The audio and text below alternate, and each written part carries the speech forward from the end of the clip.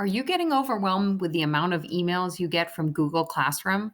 I know that sometimes it can be too much. So today I'm going to show you how to minimize or get rid of the Google Classroom emails.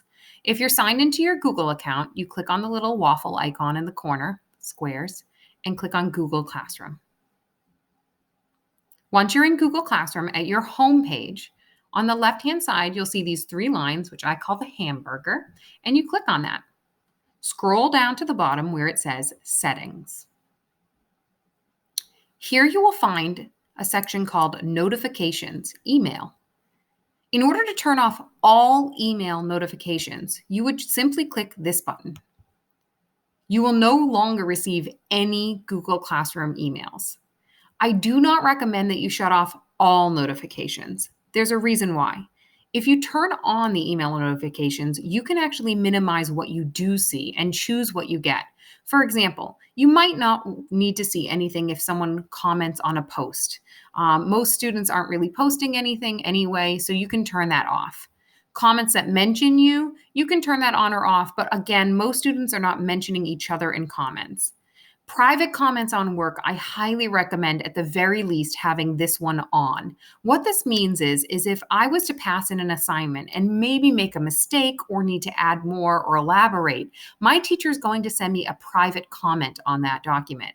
This will send you an email alerting you to that comment. If you turn it off, then you would not get an email. And that would mean you'd have to go back to the work to see the comment. So I actually really like getting that email because I feel like it's helpful to me to know that I have to go back and do that work.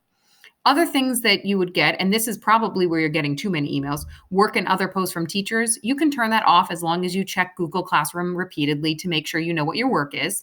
Returned work and grades, again, you can turn that on or off, but to be honest, if you're checking Aspen X2, you would be seeing your grades anyway. Invitations to join classes as a student, I know that sounds like you'd want that on, but to be honest, if someone invited you to a Google Classroom, the next time you go to Google Classroom homepage, there'll be an alert that says to join the class, so you don't actually need the email. Due date reminders for your work are reminders that something is coming up. Again, if you're using Google Classroom and clicking over here and going to the to-do section, then you would be getting that reminder anyway. So that's how you go through this and turn on and off the notifications.